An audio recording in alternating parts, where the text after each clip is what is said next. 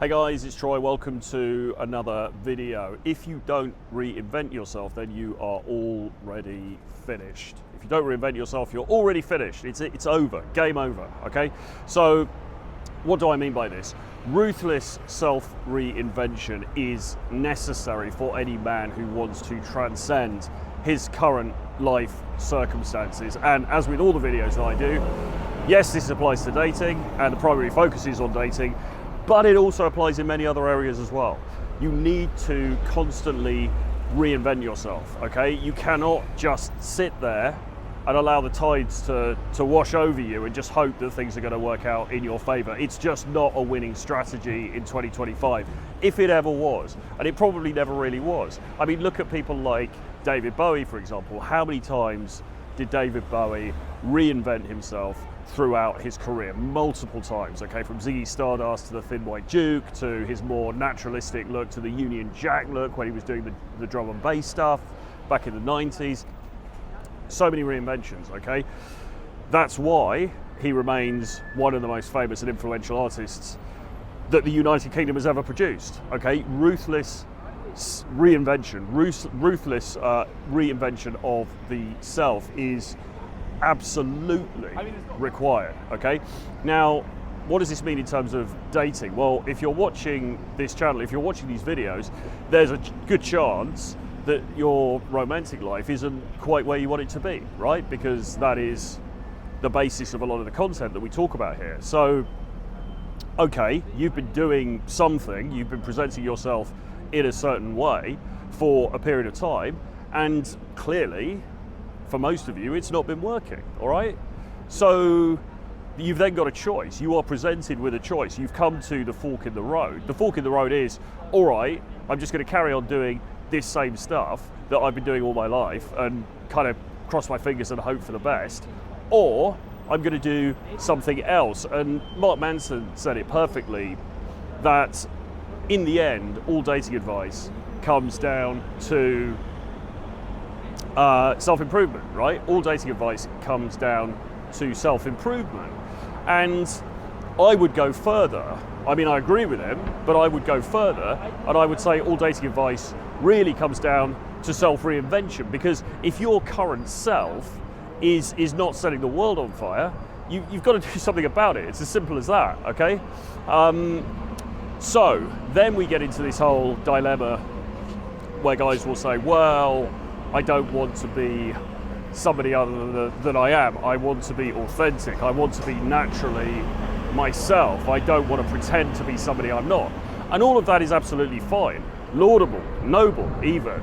But if yourself, whatever that is, and that's a whole other area, but if yourself is not winning any prizes and you're not enjoying the fruits of a great dating life, a great social life, a great professional life, whatever, then clearly something needs to change.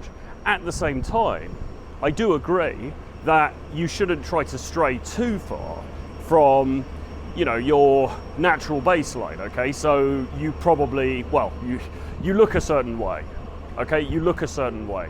You have certain physical characteristics, some of which can be changed, some of which can't. You are from a certain culture, you're from a certain background, you hold certain beliefs. Beliefs can be changed, beliefs can definitely be changed, but you come from a certain socio-economic background, okay? That can actually be changed, but so there are some mutable things here, right? There are some things that can be altered. There are some things that kind of can't, right? I mean, I'm an English guy and I am of a certain age, right? I can't change those things, right? I can't change my ethnic background. I can't change the country in which I was born. I can't change my nationality. You know, I can't change my national identity. Not easily anyway, and not really in a very profound way. So yes, you are working within certain parameters, and I would never recommend that anybody tries to be somebody completely different, okay? I would not fare well if I moved to Miami and I suddenly started acting as though I were an American influencer, okay? It's just not gonna work. It's not gonna come across as very authentic because it's too far from my baseline.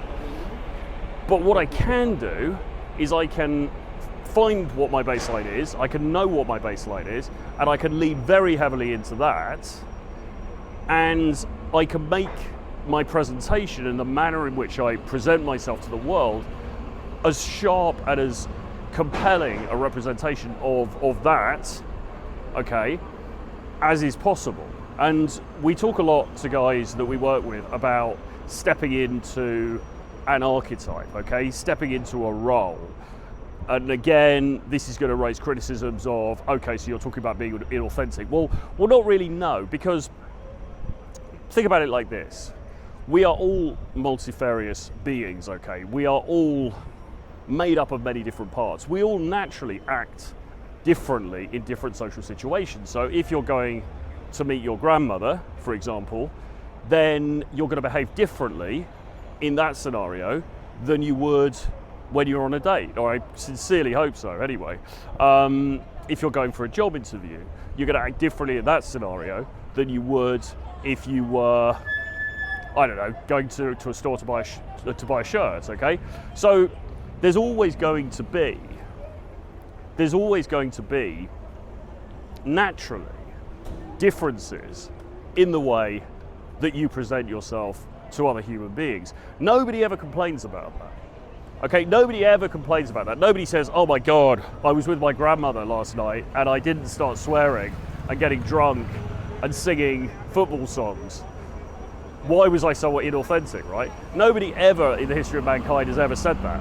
But for some reason, people do have a problem when we say, okay, so if you got a date, why didn't you amp up the characteristics that are likely to make you more attractive on that date to the woman that you're dealing with? You know, be a little bit more mysterious, be a little bit more playful, be a little bit more, you know, have a little bit more mystique around you than perhaps you would with your mates down the pub or the local bar, right? People do have a problem with that, and I think the reason they have a problem with that is because it seems premeditated, okay? So when we shift between states in normal life, being with your grandmother, stroke, going to the job interview, when we shift between those states, it's not premeditated, it's just something that we instinctually do, all right? That is seen as okay. To do it in a premeditated manner is seen as sort of verboten or problematic by some people, okay? I would argue that it shouldn't be, because think about the job interview situation a little bit more clearly, or think about that a little harder. Actually, I think in a job interview situation, we do deliberately change how we're coming across. We do deliberately try to put ourselves forward in the best light possible, okay? That is a conscious choice. We don't just wake up and naturally fall into job interview mode. In fact, probably we rehearse. We probably research the company. We probably research the person who's going to interview us. We probably look at their LinkedIn profile and find out the things that they've done. Maybe we read articles that they've written, etc., etc., okay? That's a very prepared and performative example of a social interaction or a human-to-human interaction where we do deliberately lean into a character, right? Because if you want to get a job, and also as well, think about it like this. If you're trying to get a job at, you know, an old-fashioned stockbrokers or a city firm here in London, where it's kind of old school, you're going to wear a shirt and tie, you're going to act a certain way, you're going to talk in a certain way. If you're trying to get a job at a super trendy AI startup, right? Maybe you're going to wear a t-shirt, maybe you're going to wear, you know, joggers. You're going to be a little bit more informal, but you're still going to lean into, you know, an upgraded version of your persona, right? You're going to look like, okay, this is a guy who's switched on, who knows what he's talking about, who shares our values, who's passionate about his career, and he's going to work hard and he's going to make a load of money for us, okay? That's what you are presenting. Now that is part of your character, okay? That's not fake, it's not made up. That is part of you. But it's a part that is notably absent when later on you go home and you cook something in the microwave and then you stick Netflix on and you lay on the sofa wearing your joggers and stained t-shirt and relax and chill out, or maybe even smoke a little bit of naughty stuff if you're into that, right? So you inhabit, within you are those two different personas, right? So when we then look at the dating scenario, I would argue that it's actually not inauthentic to put your best self forward. And I mentioned some of the things before that will help you to do that. Basically, you know, coming in as a slightly more rakish, slightly more mysterious, slightly less hard to pin down character, right? Rather than just turning up on the date, sitting there and going, yep, this is me, warts and all, and telling your whole life story and CV, and just kind of hoping things work out, which I think is what most guys do. So reinvention, super important. That was sort of the touching the ethical case for reinvention, I suppose. But reinvention itself, what does it actually mean? Well, it can mean all manner of things, really, from very superficial changes, like, okay, so what do I dress? How do I dress? What kind of clothing do I wear, right? What story am I telling with the clothing that I wear, right? What sort of narrative is the clothing that I'm wearing bringing to the table, okay? Guys, clothing is such an important thing, and I'll talk about it more on the channel as we go forward, but the semiotics around clothing are so important, because this is the first thing that anybody sees when they encounter you, right? And it's not just like, oh, he's tall, or he's got a certain haircut, or he's jacked, or whatever. Those things too are important. But with clothing, these are deliberate choices that you have made that represent you, that say something about you. Now, most guys don't put any thought into it. Women put loads of thought into it. Women spend hours poring over websites and looking on apps, you know, looking on things like Vinted and stuff like that, watching fashion shows, reading, I mean, it used to be fashion magazines, now it's Instagram and whatever, researching this stuff and spending a huge amount of time curating the way that they look. Most dudes just go, oh, this is a green t-shirt, okay, cool, let's go with that. And they don't think about it, right? You need to think about it, because it's an outward manifestation of your inner self. That's one thing. But beyond that, reinvention is such a huge topic. It might be moving cities, right? If the city that you live in is no good as far as dating is concerned, move, all right? If the dating app that you're on is no good and you're not getting any results and consistently haven't, change your profile or leave that dating app, okay? Better still, start actually manning up and talking to people in real life, because that's the real hack. That's the real social hack that's gonna make a difference, okay? Blow your life up if you have to, all right? Leave your job, go and get another job. Leave your country, go move somewhere else, okay? This is Nietzschean stuff, right? This is about burning the bridges and doing whatever it takes to improve your situation. Now, hopefully, this video has inspired you, and that might be something that you think about.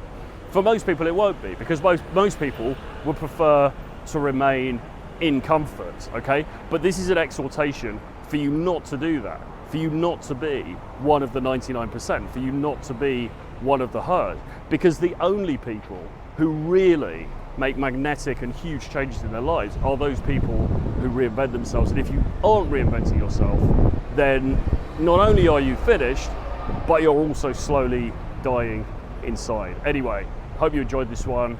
Do give me a like, do subscribe to the channels, and I'll see you guys again very soon. Bye-bye.